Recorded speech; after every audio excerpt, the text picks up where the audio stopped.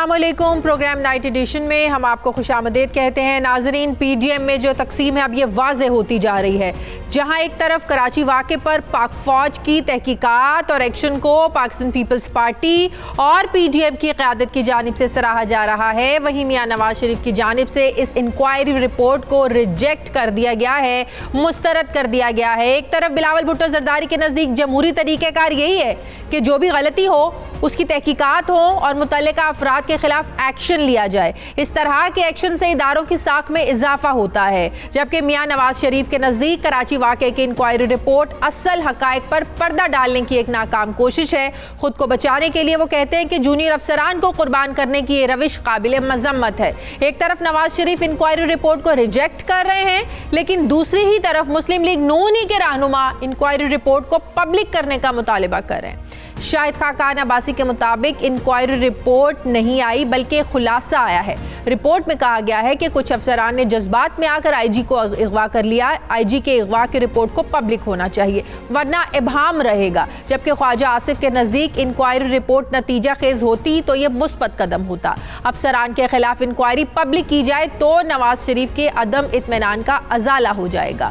سیاسی تجزیہ کاروں کے نزدیک مسلم لیگ نون کو انکوائری رپورٹ پبلک کرنے کا مطالبہ کرنے سے پہلے رپورٹ کو تسلیم کرنا چاہیے, کیونکہ جب نواز شریف نے انکوائری رپورٹ کو ہی ریجیکٹ کر دیا تو پھر پبلک کرنے کا کیا فائدہ. کراچی واقعے کی انکوائری رپورٹ پر اپوزیشن کے رد عمل کے بعد شبلی فراز یہ سمجھتے ہیں کہ بلاول بھٹو زرداری کا انکوائری رپورٹ پر اتفاق اور نواز شریف کا نا اتفاق کرنا پی ڈی ایم کی تقسیم کا ایک ثبوت ہے.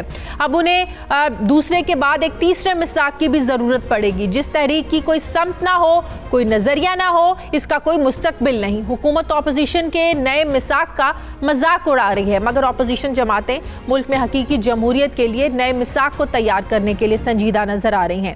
یہ الگ بات ہے کہ مساق جمہوریت بھی ایک سنجیدہ کوشش تھی جسے خود مسلم لیگ نون اور پیپلز پارٹی کی قیادت کے اقدامات نے ایک مذاق بنا دیا تھا. اب 1973 کے آئین کی موجودگی میں نئے مساق کی تشکیل بذات خود ایک مذاق محسوس ہوتی ہے. زمینی حقائق یہ بتاتے ہیں کہ جس حقیقی جمہوریت کے درد میں اپوزیشن تڑپ رہی ہے, آج اسی جمہوریت کی سب سے بڑی علامت سمجھے جانے والی پارلیمنٹ سے اپوزیشن بھاگ رہی ہے. گلگت بلتستان کی عوام سے نئے صوبے کا کریڈٹ لینے والی اپوزیشن نے قومی سلامتی کے امور پر عسکری قیادت کی بریفنگ لینے سے انکار کر دیا ہے, جس میں گلگت بلتستان کو صوبہ بنانے کے حوالے سے سیاسی قیادت کے جو تحفظات تھے ان کو دور کرنا تھا. اپوزیشن کے اسی غیر سنجیدہ رویے کی وجہ سے اسپیکر قومی اسمبلی کو پارلیمانی رہنماؤں کا آج جو اجلاس بلایا ہوا تھا اس کو ملتوی کرنا پڑا. سوال یہ ہے کہ کیا اپوزیشن جماعتوں نے پارلیمانی رہنماؤں کے اجلاس میں شرکت نہ کر کے گلگت بلتستان کے عوام کی توہین کی ہے؟ ملک میں جاری احتساب کی اگر ہم بات کریں تو آج لاہور کی احتساب عدالت نے منی لانڈرنگ ریفرنس میں شہباز شریف اور حمزہ شہباز سمیت 10 ملزمان پر فرد جرم عائد کر دی ہے, جبکہ دوسری جانب نواز شریف بار بار طلبی کے باوجود عدالت میں پیش نہیں ہو رہے ہیں, مگر بیمار نواز شریف کی اسٹیبلشمنٹ مخالف سیاست مکمل تندرستی کے ساتھ چلتی ہوئی نظر آ رہی ہے. نواز شریف کا یہی بیانیہ عمران خان کو بڑے بڑے جلسے کرنے کا ایک بھرپور موقع بھی فراہم کر رہا ہے. سوال یہ ہے کہ کیا اپوزیشن کا نیا مساق نواز شریف کا اسٹیبلشمنٹ مخالف بیانیہ ہی ہوگا؟ اس پر میں بات کروں گی. مجھے جوائن کیا ہے سینئر رہنما Pakistan peoples party barrister Aitzaz Ahsan صاحب نے. السلام علیکم, بہت بہت شکریہ اعتزاز صاحب آپ کا, thank you very much. Aitzaz صاحب, نواز شریف نے کراچی واقعے کی جو انکوائری رپورٹ آئی ہے, بلاول بھٹو نے اس کو سراہا ہے, پی ڈی ایم کی دوسری جماعتیں اس کو اپریشیٹ کر رہی ہیں, لیکن نواز شریف اس کو ریجیکٹ کر رہے ہیں. لیکن پیرالل آپ دیکھیں مسلم لیگ نون کے دوسرے رہنما کہہ رہے ہیں کہ بھئی رپورٹ کو آپ پبلک کریں. بات یہ ہے آپ کا لیڈر رپورٹ کو مان نہیں رہا تو پھر پبلک کرنے کا کیا فائدہ؟ اعتزاز احسن صاحب. یہ تو ایک مخمصہ سا ہے, سوالیہ نشان ضرور ہے اس پہ کہ جس رپورٹ کو آپ نے دیکھا نہیں اس کو آپ ریجیکٹ کر رہے ہیں. بلاول چیئرمین بلاول نے اور پیپلز پارٹی نے تو صحیح میرا خیال ہے پوزیشن لی ہے, اور وہ پوزیشن بنیادی طور پہ یہ ہے کہ ہم نے خیر مقدم کیا اس بات کا کہ فوج نے اپنے لوگوں پہ کا کوئی احتسابی عمل کیا ہے اور اس پہ کچھ ایکشن لیا ہے, اور ایکشن جو لیا ہے وہ اس میں انہوں نے یہ بتایا ہے کہ کون کون سے افسران کو انہوں نے اپنے عہدوں سے اور موجودہ تعیناتیوں سے ہٹا دیا ہے. اب اس کے بعد ہم تو یہ کہتے ہیں کہ رپورٹ جو ہے وہ آنی چاہیے، کیونکہ ابھی انہوں نے انکوائری فردر کرنی ہے جو GHQ نے کرنی ہے. تو ایک پہلے سے زیادہ مثبت اقدام ہے یہ. فوج نے پہلے تو کبھی فوج کیا سویلین نے بھی کبھی انکوائری ہوئی، کوئی کمپلیٹ ہوئی ماڈل ٹاؤن کے واقعے میں جس میں 14 لوگ کام آئے، یا وہ سائی وال والا واقعہ جو 2 بچے زندہ رہ گئے اور ماں باپ کو مار دیا پولیس نے. یا پولیس کی انکوائری نہیں ہوتی تو فوج کی انکوائری کون کرنے والا ہے اور کروانے والا. پر ہم یہ توقع ضرور کرتے ہیں کہ ہمیں اور قوم کو اور پارلیمنٹ کو کم از کم اس میں تفصیل میں اس کی شیئر کی جائے گی. جب GHQ کی بھی انکوائری ہو گئی، اس انکوائری کی بھی جو کور کمانڈر نے کی ہے وہ بھی اس کی بھی جو ہے وہ شیئر کرنی چاہیے. تو آپ سمجھتے ہیں کہ اس انکوائری رپورٹ کے آنے کے بعد پاکستان پیپلز پارٹی نے اپنے تائیں ان سندھ حکومت نے جو انویسٹیگیشن ایک ٹیم بنائی تھی انویسٹیگیٹو، اس کی کوئی اب ویلیو نہیں ہے؟ اس کی رپورٹ آئے نہ آئے کوئی فرق نہیں پڑے گا؟ نہیں، اس کی تو ویلیو ہوگی، وہ تو IG کے اور پولیس کے حوالے سے زیادہ ہوگی نا. یہ فوج کے حوالے اور رینجرز کے حوالے سے تھی، ان کے بابت اور ان کی نسبت تھی. میرا خیال ہے سندھ حکومت کو دیکھنا پڑے گا کہ IG کا کیا کردار تھا، یا دوسرے جو پولیس والے سویلین ان کے ماتحت ہیں ان کا کیا کردار تھا، ان میں سے کس نے ٹھیک صحیح عمل کیا، کس نے نہیں کیا. اور آپ کو یاد ہوگا، آپ کو پتہ ہی ہے کہ چیئرمین جا کے IG کے گھر پہنچے اور پولیس جو فورس صوبائی فورس ہے اس کے ساتھ وہ کھڑے پائے گئے اور حوصلہ انہوں نے بڑھایا. تو اب لیکن ان کے میں بھی کوئی ایسے ہوں گے جنہوں نے مطلب ہے غلط کام میں شاید حصہ لیا ہو، تو سندھ گورنمنٹ کو بھی اپنی انکوائری جاری رکھنی چاہیے. اور اس کے تو اچھا، اس اختلاف پر اب PDM میں 2 ساتھ چلنے والی جماعتیں، اعتزاز احسن صاحب، نون لیگ، پاکستان پیپلز پارٹی، اب ایک رپورٹ کو ویلکم کر رہی ہے، ایک تو مان ہی نہیں رہی ہے. تو اس پر کوئی تقسیم تو نہیں پیدا ہو جائے گی؟ اختلاف تو نہیں ظاہرہ پیدا ہو جائے گا؟ اب چلنا آپ لوگوں نے ایک ساتھ ہے، ایک ہی پلیٹ فارم پر چلنا ہے. اس میں یقیناً نفاق تو آیا ہے اور اتفاق نہیں ہے اس بارے میں. دونوں جماعتوں کے بالکل ظاہر ہے.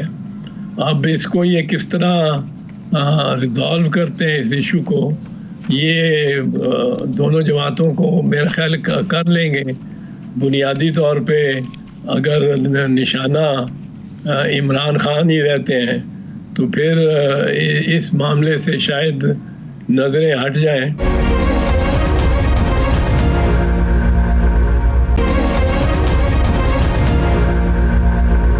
صاحب، PDM کا نشانہ کون ہے؟ عمران خان یا اسٹیبلشمنٹ، فوج، اسٹیبلشمنٹ، یہ ادارے؟ کیونکہ اب تو نیا میثاق ہی اس لیے بننے جا رہا ہے، ابھی تجاویز آنی ہے، بھئی نام لینا ہے، نہیں نام لینا ہے، یا صرف ادارے کو ٹارگٹ کرنا ہے، نام لے کر ٹارگٹ نہیں کرنا ہے. سمجھ میں نہیں آ رہی ہے PDM کا ٹارگٹ کیا ہے. عمران خان کے خلاف تحریک چلانے نکلے ہیں، اس حکومت کو گرانے نکلے ہیں، یا اداروں کو ٹارگٹ کرنے نکل رہے ہیں؟ سمجھ نہیں آ رہی. لگتا ہے PDM نے اپنی سمتی بدل لی ہے. نیا میثاق بنانے کی ضرورت کیوں پیش آ رہی ہے؟ دیکھیں، جہاں تک پیپلز پارٹی کا تعلق ہے، ہمارا تو بڑا کنسسٹنٹ اور 30-40 سال سے تسلسل کے ساتھ ایک موقف رہا ہے. اور وہ یہ موقف رہا ہے، دیکھیں ہم نے جب اسٹیبلشمنٹ کی نمائندگی ضیاء الحق کر رہا تھا اور اس نے شہید ذوالفقار علی بھٹو کو پھانسی بھی لگایا، ہمارے ورکرز کو کوڑے بھی مارے، جیلیں دکھائیں، برے حال کیے، اور میاں صاحب ان کے ساتھ تھے اس وقت، اور جب یہ چیف منسٹر بھی تھے اور ضیاء الحق صدر اور مارشل لاء کا ایڈمنسٹریٹر تھا. تو اس دور میں بھی ہم اسٹیبلشمنٹ کی بات کرتے تھے. جب اسٹیبلشمنٹ کی نمائندگی پھر کرنی شروع کر دی مرزا اسلم بیگ نے، مرزا اسلم بیگ نے ہمارے خلاف IGI بنوائی جو امیر گل صاحب نے جس کا اعتراف کیا. پھر اس کے بعد وہ آئے جنجوعہ آصف نواز جنجوعہ صاحب. اس وقت سویلین گورنمنٹ نواز شریف کی تھی. نواز شریف کی کوئی شکایت تھی ان کے ساتھ, پر ان کو بڑی شکایت یقیناً تھی کیونکہ ان کی بیگم نے ان کے مرنے کے بعد, جنرل کے مرنے کے بعد, ایک FIR بھی کروائی تھی کہ انہوں نے میرے شوہر کو زہر دے کے مارا ہے. اس کے بعد وحید کاکڑ آئے. وحید کاکڑ اب وہ نام, اب یہ نام کیا ہے, وہ اسٹیبلشمنٹ تو چلتی جا رہی ہے نا تسلسل سے. وحید کاکڑ کے ساتھ بھی نہ بنی, جہانگیر کرامت آ گئے ان کے ساتھ بھی نہ بنی. اس کے بعد مشرف آ گئے. مشرف نے ان سب کو ہی گرفتار کر لیا, سارے خاندان کو, اور سارے ان سے جلا وطنی کا معاہدہ کر کے NRO کر کے آپ باہر چلے گئے. تو یہ ناموں میں کیا ہے, ہم تو کہتے ہیں فوکس کرتے ہیں نام کوئی بھی ہو. نام اگر لینا ہے, میاں صاحب نے قمر جاوید باجوہ صاحب کا تو بے شک لیں, پر یہ یاد رکھیں ان کو مقرر بھی آپ نے کیا تھا, اور ان کو پھر ایکسٹینشن بھی آپ نے ووٹ دے کے ایکسٹینشن دی تھی, اور وہ ایکسٹینشن دیے بھی کوئی زیادہ عرصہ نہیں گزرا. تو نام لینا ایسا تو نہیں ہو سکتا کہ پلیٹ فارم ایک ہو, سٹیج ایک ہو, ایک طرف سے اداروں کو ٹارگٹ کیا جا رہا اور نام لے کر, اور دوسری پارٹی اپنے آپ کو ڈسٹینس کرنے کی کوشش کر رہی. یہ تو نہیں ہو سکتا. ذمہ داری آپ نہیں سمجھتے پھر تو اس سٹیج پر کھڑی ان 11 جماعتوں کی ہوگی جو بات نواز شریف کریں گے, نون لیگ کرے گی؟ نہیں, ہمارا جو میں نے جیسے عرض کیا موقف بڑا کنسسٹنٹ ہے.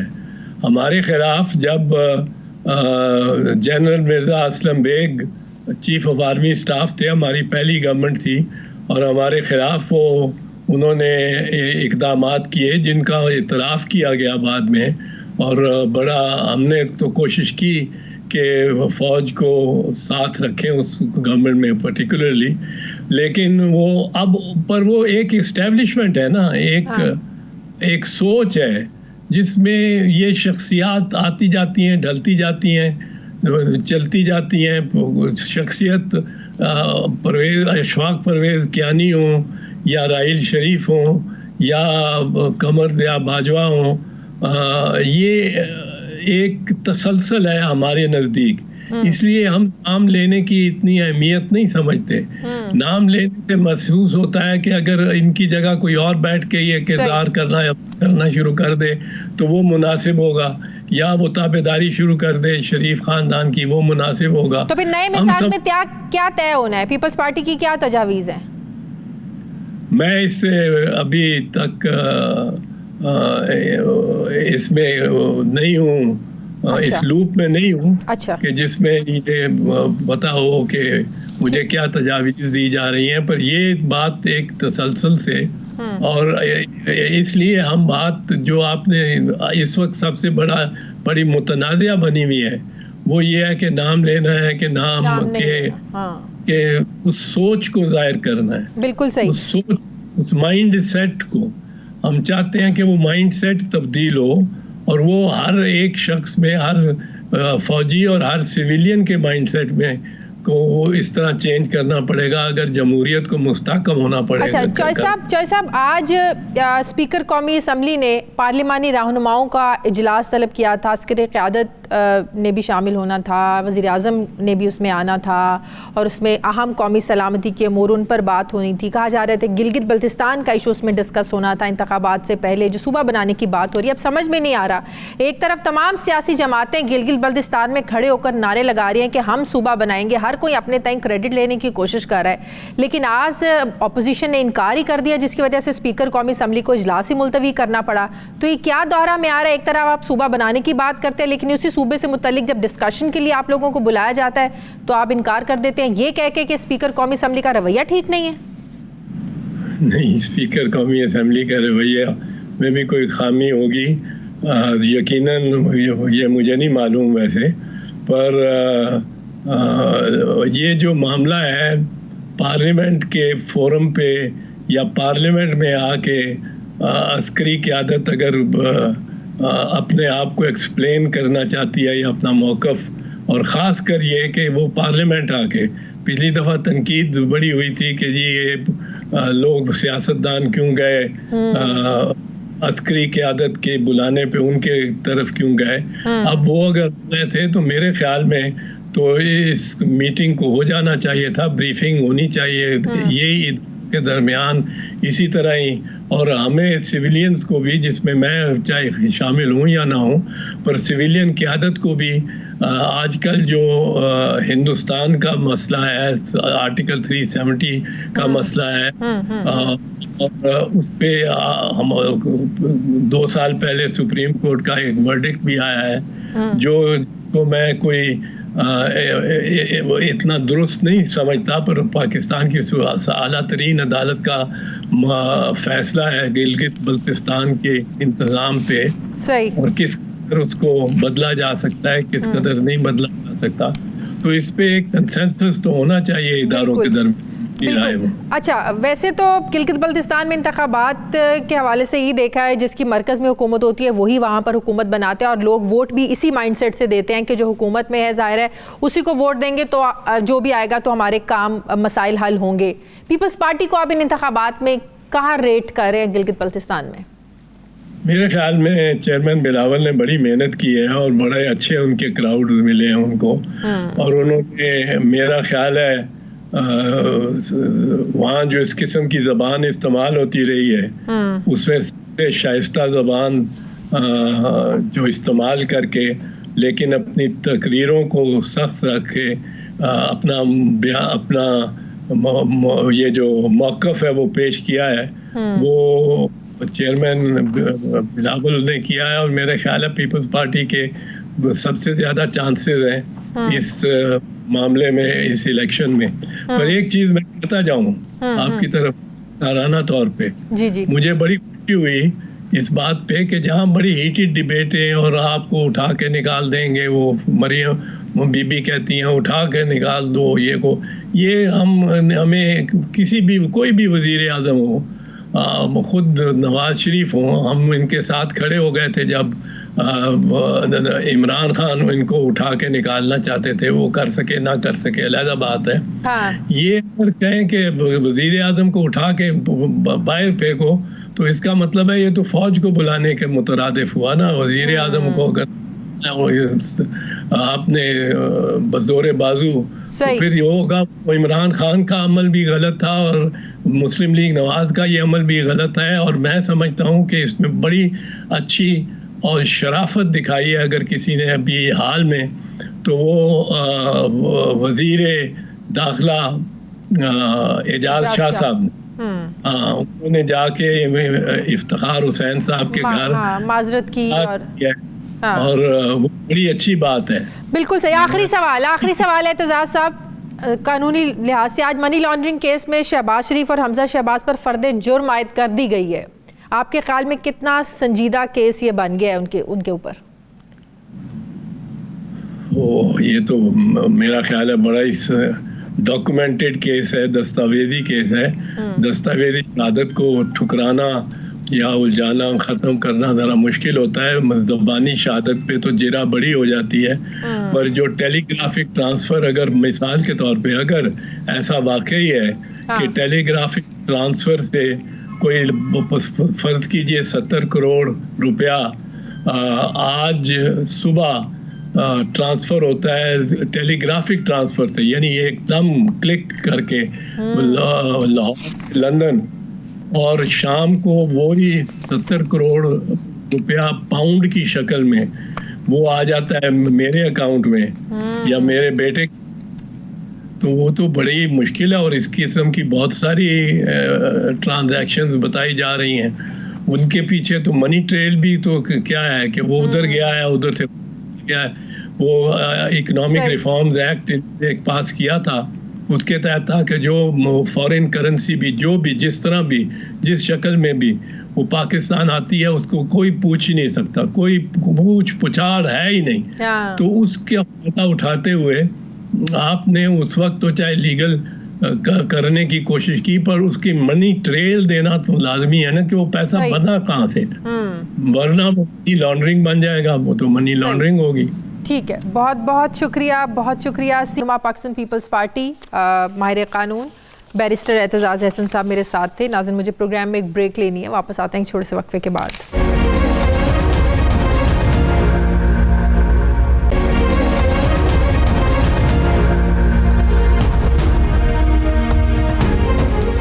بریک کے بعد ایک بار پھر سے آپ کو خوش آمدید کہتے ہیں. ناظرین موجودہ سیاسی صورتحال میں یہ اندازہ لگانا مشکل نہیں ہے کہ آنے والے دنوں میں نون لیگ کے لیے سیاسی ماحول جو ہے یہ زیادہ سازگار نہیں ہوگا. نون لیگ کے کئی رہنما پارٹی چھوڑ چکے ہیں.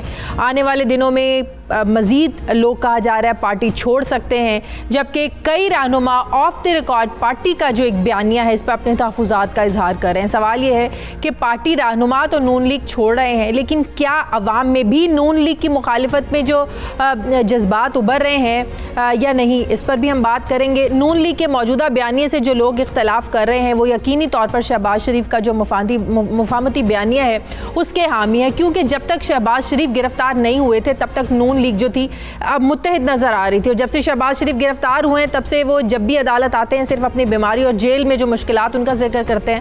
نہ تو پارٹی بیانیے پر کوئی بات کرتے ہیں، نہ ہی پی ڈی ایم سے متعلق ان کو کوئی بات کرتے ہوئے ہم نے دیکھا ہے. پارٹی بیانیے پر شہباز شریف کی خاموشی کو پھر کیا سمجھا جائے؟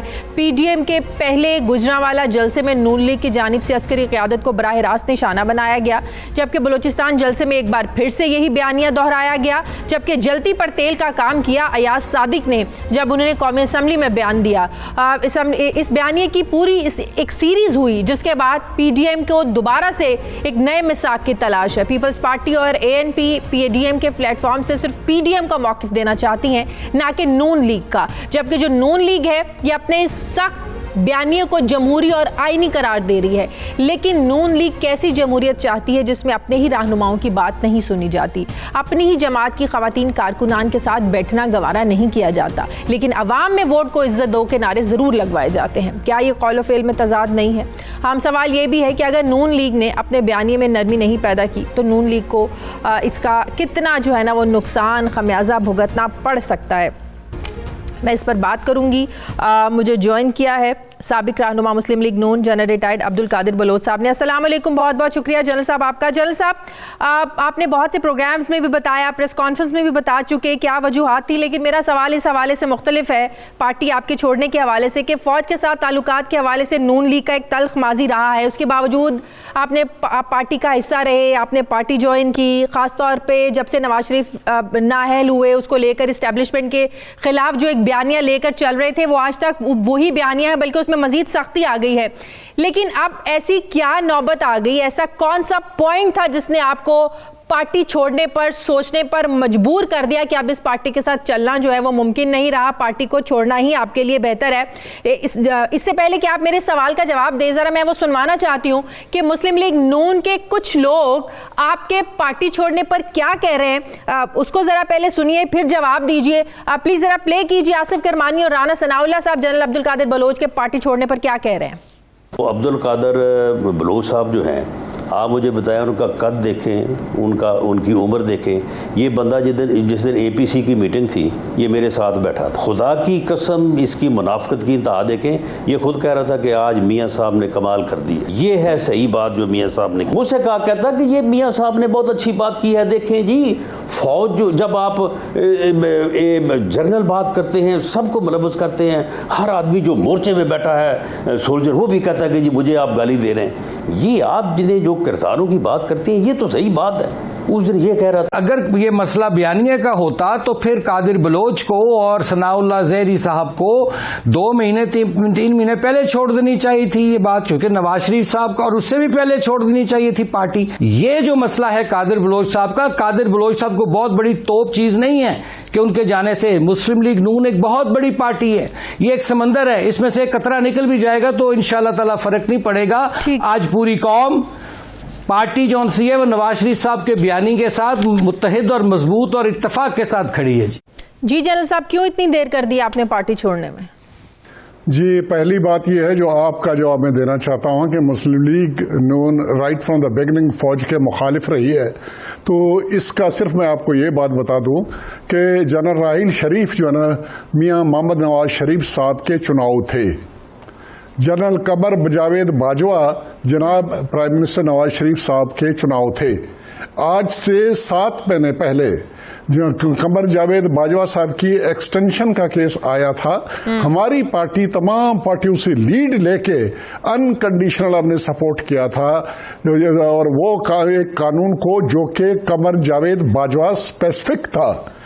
तो अगर ये आपकी ये बात टोटली गलत साबित हो जाती है, जिसमें आप ये कह रहे हैं कि नून लीग या मियां नवाज शरीफ जो है ना वो फौज के मुखालिफ थे और उस टीम का हिस्सा मैं क्यों रहा, आपके सवाल का जवाब हुआ ये रह गया। जहां तक अपना राणा साहब का, राणा साहब बिल्कुल सही कह रहे हैं। ऑल पार्टीज कॉन्फ्रेंस में जो बयानिया मुस्लिम लीग का था, मैं उस बयानिया के साथ था। तकरीबन 8 बजे तक, 8 बजे रात के 25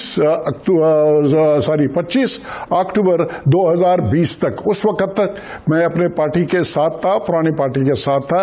किसी किस्म का मेरा इख्तिलाफ नहीं था। वहां पर जो बातें की गई, मेरी इख्तिलाफी बात उस वक्त आ गई जिस वक्त इन्होंने आर्मी के रैंक एंड फाइल से अपील की कि कोई हुक्म जब मिले आर्मी चीफ की तरफ से, उससे पहले आर्मी चीफ को नॉमिनेट किया, उन्होंने रिस्पॉन्सिबल ठहराया तमाम बुराइयों का जो इस मुल्क में या इस पार्टी पीटीआई से मुताल्लिक हैं, उसके लिए उसका नाम लेके उसको रिस्पॉन्सिबल ठहरा गया। और उसके बाद क्वेटा के जलसे में जब उसको एड्रेस कर दिया तो उन्होंने रैंक एंड फाइल से अपील की कि वो अहकाम की कॉन्स्टिट्यूशनलिटी को देख के उसके ऊपर अमल करें।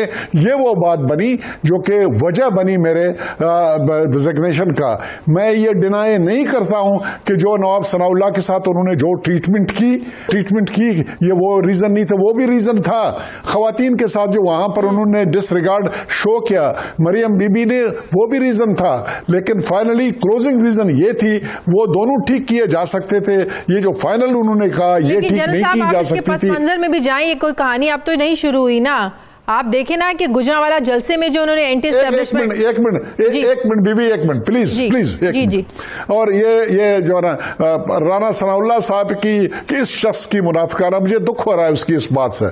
हमने कभी भी एक दूसरे का ख्याल नहीं किया, इस तरीके से ट्रीटमेंट हमने नहीं दिया। मैं मुनाफिक नहीं रहा हूं, मैं स्ट्रेट बात करता रहा हूं। मैंने इवन 25 तारीख को और 24 तारीख को मरियम बीबी के सामने जो मेरी बातें थी वो उनको भी कहा, और मैंने शायद खाकान अब्बासी साहब से भी क्लियर बात की, मैंने आसन इकबाल से क्लियर बात की, मैंने मुसद्दिक मलिक के सामने क्लियर बात की, मैंने जुबैर साहब के सामने क्लियर बात की। जुबैर साहब के अल्फाज थे कि ये जो ट्रीटमेंट सनाउल्लाह साहब के साथ की गई है, अगर मेरे साथ किया जाता तो शायद मैं भी पार्टी छोड़ देता। मैंने कोई मुनाफिकत नहीं की है। रह गया जहां तक अपने किरमानी साहब का, किरमानी साहब एक मुलाजिम आदमी हैं, वो घर के मुलाजिम हैं, वो जिस किस्म की गालियां दे। सही। जनरल साहब, आप बड़े अहम ओहदों पर फाइज रहे हैं, आप कोर कमांडर गुजरांवाला रहे हैं, कोर कमांडर कोयटा रहे हैं, डीजी रेंजर सिंध रहे हैं, बड़े अहम ओहदों पर आप फाइज रहे हैं। तो क्या ये समझा जाए कि नवाज शरीफ के इस बयानिए के बाद उस इदारे का भी कहीं ना कहीं आपने प्रेशर लिया, या आप पर प्रेशर था कि अब हद हो गई है, अब आप पार्टी को छोड़ें, या आपने खुद से ये फील किया और पार्टी छोड़ी आपने? वो प्रेशर था आप पे? उस वक्त मैं ईमानदारी वाली बात कर रहा हूं, वो तल्ख घूंट मैं पीता रहा आखिर तक। हाँ। जब बिल्कुल स्पेसिफिक्स में बात आई, जब उन्होंने कहा कि कमर जावेद बाजवा साहब आप रिस्पॉन्सिबल हैं, कमर जावेद बाजवा साहब फलान चीज के लिए आप रिस्पॉन्सिबल हैं, कमर जावेद बाजवा साहब आप हैं, यहां पर आके मेरी बर्दाश्त तकरीबन जवाब दे गई थी। लेकिन बाद में फाइनल जो उन्होंने कॉल किया the rank and file of the army, और ये कहने के लिए कि कॉन्स्टिट्यूशनलिटी और अदरवाइज को देखें, आईनियत और अदरवाइज को देखें, अहकाम के जो दिए जाते हैं, ये बुनियादी तौर पर ये इस कहने का जिस तरीके से पीडीएम के बयानिया में है कि एस्टेब्लिशमेंट रिस्पॉन्सिबल था इनको लाने के लिए, ये बयान फिर फौज को बगावत पे उकसाने के लिए मियां साहब का ये बयान जो है ना, ये वजह बनती। और मैं उस टीम का अगर हिस्सा रहता, मेरा तो सब कुछ फौज था, मुझे फौज ने जगह पे पहुंचाया, नहीं तो मेरे बारे में तो राय ये जो क्या नाम है किरमानी साहब वाली है, कौन से तोप में बिल्कुल हो सकती थी, सुलह हो सकती थी, रिकंसिलिएशन हो सकती थी अगर उधर से इनिशिएट किया जाता, नून लीग की क़यादत की तरफ से अगर आपसे कोई राब्ता किया जाता। देखिए ये बाकी जहां तक नवाब सनाउल्लाह के साथ ट्रीटमेंट का ताल्लुक है, रिकंसिलिएशन हो सकती थी। जहां पर दूसरा वाकया जो मैंने वर्कर्स के कन्वेंशन की बात की, वहां पर जो बिहेवियर सामने आया उसमें बिल्कुल रिकंसिलिएशन हो सकती थी, कोई ऐसी मसला ऐसी बात नहीं है। लेकिन जब जो ये फाइनल बात आई फौज को बगावत पे उकसाने वाली कार्रवाई, ये वो चीज है जो कि अभी बयानिया बन चुका है पीडीएम का, ये पीपल्स पार्टी का। मैंने पहले बात की पीडीएम का, ये बिलावल साहब ने ये बात की है, जरदारी साहब ने ये बात की है, वो अपना एएनपी की तरफ से ये बात आई है। एजेंडा मुझे कोट किया गया है और एजेंडा पॉइंट बना है 14 तारीख के लिए, जब ये बैठेंगे पीडीएम के सरबराहान या जो भी है, और वो फैसला करेंगे कि क्या। में जब ये बयानिया चलता था नून लीग की तरफ से, तो जरा जाहिर है आप बेहतर बता सकते हैं, आप तो हिस्सा रहे ना, पाकिस्तान पीपल्स पार्टी के इस पर तहफुजात रहते थे। इवन के बिलावल भुट्टो ने तो एक इंटरव्यू में कह दिया था कि मुझे तो धचका लगा था सुनकर जब नवाज शरीफ ने फौजी सरबराहान के नाम लिए। पीपल्स पार्टी का क्या रिएक्शन होता था, क्या रद्द-ए-अमल होता था? ये ऑल पार्टीज कॉन्फ्रेंस में वहां पर ये जब बात सामने आई कि क्या लफ्ज इस्तेमाल करना चाहिए लाने वालों के लिए, कि नाम लेना चाहिए नहीं लेना चाहिए वगैरह, वहां पर बिलावल साहब की तरफ से ये पॉइंट आया, पीपल्स पार्टी की तरफ से भी पॉइंट आया, बाकी लोगों की तरफ से भी पॉइंट आया कि इसमें डायरेक्टली कोई रेफरेंस नहीं देना चाहिए, बल्कि एस्टेब्लिशमेंट का लफ्ज इस्तेमाल करें। ये इत्तेफाक हुआ था। जल साहब, मेरा आखिरी सवाल, कहा जा रहा है कि आपकी तरजीह है पाकिस्तान पीपल्स पार्टी को ज्वाइन करना। इस हवाले से क्या कोई इस्लामाबाद में आपकी किसी शख्सियत से मुलाकात भी हुई है इस हवाले से, पीपल्स पार्टी ज्वाइन करने के हवाले से? टोटली गलत है ये बात कह देना कि इस्लामाबाद में पीपल्स पार्टी से रिलेवेंट कोई बातचीत हुई है नहीं हुई है। ये समय इन्होंने अप्रोच किया है, इसमें कोई शक नहीं है। आसिफ जरदारी साहब ने वहाँ पर बात की है नवाब सनाउल्लाह ज़हरी से, ताज़ियत करते हुए उनको इनवाइट किया था, और फिर इन्होंने प्रॉपरली एक डेलीगेशन भेजा हमारे पास, जो कि सरबराही में था बलूचिस्तान मुस्लिम पीपल्स पार्टी के सदर के, और वो आए मेरे घर में। उन्होंने इनविटेशन बिलावल भुट्टो साहब की तरफ से, जरदारी साहब की तरफ से हमें दी, और हमने कहा कि हम उसके ऊपर गौर करेंगे, अपने साथियों से मशवरा करेंगे। हमारा सूबा बहुत बड़ा है और इनको बुलाने की ज़रूरत है, उनके मामले को रखने की ज़रूरत है। और अभी भी हम यही कह रहे हैं कि हम सोचेंगे, देखेंगे। पीपल्स पार्टी या कोई भी पार्टी हो, ये सियासी फैसले अगर इंडिविजुअल नहीं करते हैं, हुकूमती पार्टी पीटीआई भी हो सकती है क्या? मैं जी, जहां तक मेरे जात का ताल्लुक है, sorry, PTI is not the party that I could be thinking about, ये मैं आपको बता दूं, क्योंकि ये पार्टी मुकम्मल तौर पर फेल हो चुकी है। इनके लीडर में विजन नहीं है, ये एक टीम बनाने में नाकाम हो गए, टीम बनाने में नाकाम हो गए। मईशत तबाह हो गई है और माशी मसाइल इनसे हल नहीं हो पा रहे हैं। बाकी जो कुछ भी करें वो एक ऐसी चीज़ है जो कंट्रोल से निकल गया है, और ये बेरोजगारी और जो है ना, इसने बहुत बहुत शुक्रिया। मुस्लिम लीग नून के साबिक रहनुमा general retired Abdul Qadir Bloch साहब मेरे साथ थे। मुझे नाज़रीन प्रोग्राम में एक ब्रेक लेनी है। ब्रेक के बाद जब वापस आएंगे, साबिक वज़ीर आला बलोचिस्तान सनाउल्लाह ज़हरी साहब हमारे साथ होंगे। वापस आते हैं एक छोटे से वक्फे के बाद।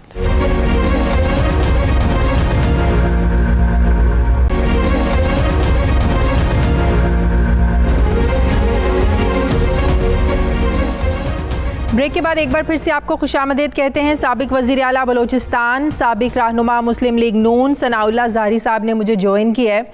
अस्सलाम वालेकुम, बहुत बहुत शुक्रिया सनाउल्लाह साहब आपका। सनाउल्लाह साहब, आप वज़ीर आला बलोचिस्तान रह चुके मैडम, हैं। आप ठीक हैं? जी, thank you very much, thank you very much. जी, आपने बलोचिस्तान में नून लीग को चलाया है। समझ में नहीं आती, सिर्फ एक स्टेज पर ना बिठाना इतना बड़ा मसला बन गया, या इसके पीछे आप भी समझते हैं कि कोई और वजूहात है? जनरल अब्दुल कादिर बलोच साहब तो कहते हैं कि एक फ़ौज के ख़िलाफ़ जो एक बयानिए में एक शिद्दत आ चुकी थी, ये एक बहुत बड़ी वजह बनी उनकी पार्टी छोड़ने की।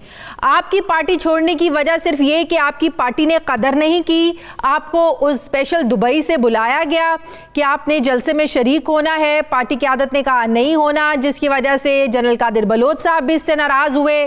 क्या सिर्फ यही वजह थी कि स्टेज पे जगह नहीं मिली आपको? नहीं जी, ये वजह नहीं थी। बिल्कुल जैसे जनरल साहब ने कहा कि जो वजूहात थी, बिल्कुल जो बयानिया था میاں صاحب کا وہ بالکل ہماری جو ہے الگ ہونے کی وجوہات بنی، اور جس طرح گجرانوالہ میں انہوں نے یا اس سے پہلے نام لے لیا، بعد میں انہوں نے نام لے کر شاید گجرانوالہ میں ہی نام لے کر جو انہوں نے جو اداروں کو جو ہے انہوں نے بات شروع کی، اداروں کا نام لینا شروع کیا، ان کے سربراہوں کا نام لینا شروع کیا، تو اس پہ جو ہے ہماری ریزرویشنز تھی اور ہم نے کہا کہ اس طرح نہیں ہونا چاہیے. اور پہلے بھی پیپلز پارٹی بھی اس بات پہ کہہ چکی ہے کہ ہم نے کہا تھا کہ اسٹیبلشمنٹ میں تو بہت سارے لوگ آتے ہیں، بیوروکریسی بھی آتی ہیں اس میں، سینئر اور بھی لوگ آتے ہیں، اور بھی سینئر جو ہے جنرل وغیرہ ہیں وہ بھی آتے ہیں. صرف آپ ٹارگٹ کر کے جو فوج کے 2 ادارے ہیں، ISI کے چیف اور آرمی چیف کا نام لینا کہ انہوں نے یہ کیا، انہوں نے وہ کیا، انہوں نے وہ کیا، تو میں سمجھتا ہوں کہ پاکستان میں اگر فوج نہیں ہوگا تو پاکستان بھی ایک بہت بڑی بحران میں ہوگا. آپ کو نہیں لگتا فیصلہ کرنے میں دیر ہوگی؟ نواز شریف نے جب یہ اپنا بیانیہ شروع کیا تھا کہ ہماری لڑائی، نواز شریف نے جب یہ کہا کہ ہماری لڑائی عمران خان سے نہیں ہے، ان کو لانے والوں کے خلاف ہے، تو آپ کو نہیں لگتا تب سمجھ جانا چاہیے تھا؟ آپ اس وقت یہ انڈیکیشن، یہ اشارے سمجھ نہیں پائے کہ نواز شریف صاحب کی سمت کیا ہے؟ نہیں جی، ہم یہ سمجھ رہے تھے کہ جی وہ اسٹیبلشمنٹ کہتا ہے، اسٹیبلشمنٹ کا جیسے میں نے کہا اس میں بہت سارے ایلیمنٹس آتے ہیں، اسٹیبلشمنٹ میں بہت سارے ایلیمنٹس آتے ہیں، لیکن جب میاں صاحب نے ٹارگٹ کرنا شروع کیا آرمی چیف کو اور ISI کے چیف کو، تو اس پہ سب کو تشویش ہوئی. ایون ان کے جو اتحادی ہے اس وقت PDM کے، ان کو بھی تشویش ہے اس مسئلے پہ کہ بھئی نام لے کے نہیں کہنا چاہیے، اور اس سے جو ہے معاملات بڑھے، پھر بڑھتے پھر آخر میں وہ آگے اور بھی بہت سارے معاملات آ گئے. لیکن بیسکلی مسئلہ یہی تھا کہ ہماری ریزرویشن یہ تھی کہ اس طرح نہیں ہونا چاہیے. ایک ہی ادارہ پاکستان میں بچا ہے، وہ ہے فوج کا ادارہ. جب اس کو ہی آپ ٹارگٹ بنا کے جو ہے ختم کرنے کی کوشش خدا نخواستہ کریں گے یا وہ کریں گے، تو یہاں پر 2000 سے 2015 تک ہم نے جو دہشت گردی دیکھی ہے، بلوچستان میں ہم نے جو دہشت گردی دیکھی ہے، وہ خدا نخواستہ اگر دوبارہ یہاں پر آ گئی تو یہی آرمی تھا، انہوں نے مقابلہ کیا اس کا. اگر آرمی کو ہم کمزور کریں گے تو اس ملک کو ہی کمزور کریں گے. چلے یہ تو ایک بہت بڑی وجہ ہے، لیکن دوسری وجہ یہ بھی تو ہے نا کہ آپ کے ظاہر ہے سردار اختر مینگل سے جو اختلافات، وہ ان کو ترجیح دی انہوں نے اپنے پارٹی ورکر کی بجائے مسلم لیگ نون کی قیادت نے، یہ بھی تو ایک وجہ ہے نا. میں بالکل پارٹی جی یہ بھی وجہ ہے. میں پارٹی ورکر بھی ہوں، میں صوبائی صدر بھی رہا ہوں، سابق چیف وزیر اعلیٰ بھی رہا ہوں. تو کوئی اپنے ورکر کے ساتھ اس طرح نہیں کرتا ہے کہ جی آپ دوسرے کے لیے اپنے پارٹی کے کمر پہ جو ہے ہتھوڑا مارے اور اس کی کمر کوئی توڑ دیں اور خود دوسرے کو جو ہے وہ کر کے. وہ تو یہ تو نواز شریف کا ہم شروع سے ہی یہ رہا ہے. نواب اکبر خان بگٹی کے ساتھ انہوں نے یہی کیا. ہمارے دوسرے جتنے سینئر دوست ہے، سینئر پولیٹیشین، بلوچ پولیٹیشین ہے، ان کے ساتھ بھی انہوں نے یہی کیا. اور سارے ہمارے دوست، میرا حلقہ احباب جو ہے بڑا وسیع ہے، اور ہم جو ہے ہمارے جتنے سردار ہیں، نواب ہے، وہ سب میاں صاحب سے خائف تھے اور مجھے کہتے تھے کہ غلط آپ نے فیصلہ کیا، اور میاں صاحب آپ کو کسی وقت بھی جو ہے آپ کو ذلیل کر کے چھوڑ دیں گے. اور وہی ہوا. چلے وہ ہم برداشت کر لیتے ہیں، جو وہ ہم برداشت کر لیں. قادر بلوچ صاحب جو ہے نا وہ نواز شریف کو آپ کے گھر لے کر آئے، تو آج 10 سالوں کے بعد کہیں آج ریگریٹ ہوتا ہے کہ اتنا ٹائم آپ نے اس قیادت کے لیے، اس پارٹی کے لیے ضائع کر دیا جس نے آپ کی قدر ہی نہیں کی؟ آج کچھ افسوس ہوتا ہے؟ بالکل ہم یہ سمجھتے تھے. ہم نے یہ کہا کہ میاں صاحب جب واپس ایگزائل سے واپس آئے تو کوئٹہ میں آئے، اس کے بعد ہم نے کہا کہ اب میاں صاحب بہت کچھ سیکھ گئے ہوں گے، اب اتنا بڑا بہت کچھ ہونے کے بعد اب سیکھ گئے ہوں گے. لیکن آہستہ آہستہ میں یہ فیل ہوتا گیا کہ میاں صاحب سیکھنے کے بجائے اور زیادہ جو ہے اپنے اندر جو ہے ریونج لے کے بیٹھے ہوئے ہیں. وہ کہتے ہیں کہ جو ہے مجھے اگر ایگزائل میں بھیجا گیا ہے تو اس کا میں کس طرح چاہوں جو ہے اس کا میں بدلہ لوں. اور اس کا یہ مطلب نہیں ہے کہ آپ کا اگر ایک آدمی تھا پرویز مشرف، اس کے ساتھ اگر آپ کا اختلاف تھا، وہ ہٹ گیا، چلا گیا، اس کے اوپر آپ کیس بناتے، اس کو آرٹیکل 6 اس کے اوپر لگاتے. یہ تو نہیں ہونا چاہیے کہ پورے ادارے کو اب کوئٹہ میں جو انہوں نے تقریر کی، انہوں نے جوانوں کو سب کو کہا کہ آپ اپنے افیسروں کی بات نہ مانی، اور جو افیسر ہے ان کو کہا کہ آپ اپنے جو ہے آپ کے کور کمانڈر آپ ان کی بات نہ مانی.